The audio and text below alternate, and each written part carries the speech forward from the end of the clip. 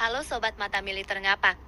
Di acara Hari Ulang Tahun Angkatan Tentara Malaysia yang ke-92, ada yang menarik perhatian banyak orang. Malaysia memamerkan dua jenis rudal yang jadi andalan mereka, yaitu Exocet M40 Blok 3 dan sistem rudal pertahanan udara Case 1A. Dua-duanya punya peran penting dalam menjaga keamanan Malaysia, baik di laut maupun di udara. Nah, sekarang kita bahas satu persatu. Pertama, Exocet M40 Blok ketiga. Nama Exocet tentu sudah melegenda. Rudal ini pernah bikin geger dunia saat Perang Falklands tahun 1982, ketika berhasil menenggelamkan kapal perang Inggris HMS Sheffield. Sejak saat itu, Exocet selalu jadi simbol mematikan di medan laut. Versi terbaru yang digunakan Malaysia, yaitu Blok 3, punya kemampuan jauh lebih baik dibanding generasi sebelumnya. Jangkauannya bisa mencapai 180-200 km dengan kecepatan subsonik sekitar Mach 0,9.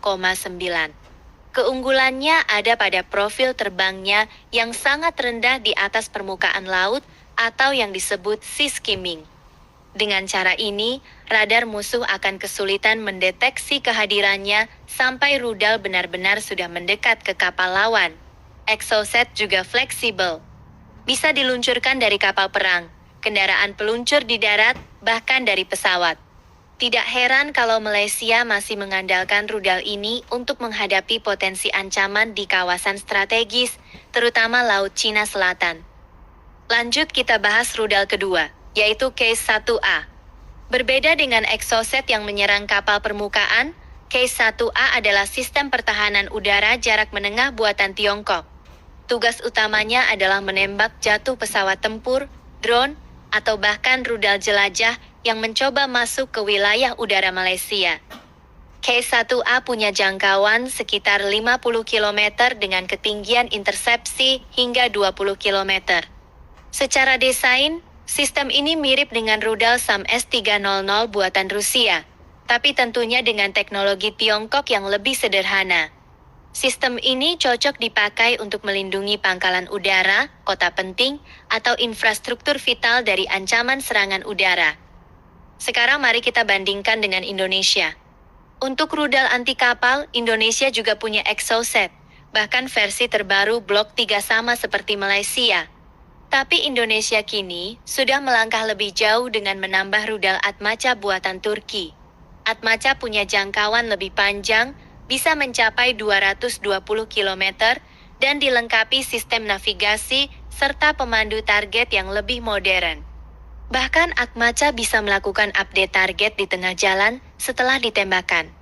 Ini jelas membuat Atmaca lebih unggul dibanding Exocet. Sementara untuk pertahanan udara, memang Indonesia belum memiliki Case 1A.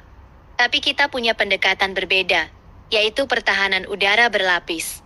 Indonesia sudah mengoperasikan NASAMS buatan Norwegia dan Amerika Serikat dengan jangkauan 25-40 km. Ditambah rencana akuisisi sistem yang lebih kuat seperti S-400 atau sekelasnya. Selain itu, Indonesia juga menjalin kerjasama dengan Turki untuk pengembangan rudal HISAR. Jadi, sistem pertahanan udara Indonesia memang masih dalam pembangunan, tapi arahnya lebih fleksibel dan modern. Dari sini terlihat, Malaysia menekankan kekuatan rudal anti kapal Exocet untuk menguasai laut, serta KC-1A untuk melindungi udaranya. Sedangkan Indonesia bergerak ke arah yang lebih maju dengan rudal generasi baru seperti Atmaca dan konsep pertahanan udara berlapis. Jadi, bisa kita simpulkan begini, Exocet dan Case 1A masih mematikan, tapi Indonesia kini selangkah lebih maju dalam memilih alutsista generasi terbaru. Menurut kalian, apakah rudal-rudal seperti Exocet dan Case 1A masih cukup relevan di era sekarang, ketika banyak negara sudah mengembangkan rudal supersonik bahkan hipersonik? Tulis pendapat kalian di kolom komentar. Jangan lupa like, share, dan subscribe channel Mata Militer Ngapak, biar kalian gak ketinggalan update terbaru seputar dunia militer dan alutsista. Judul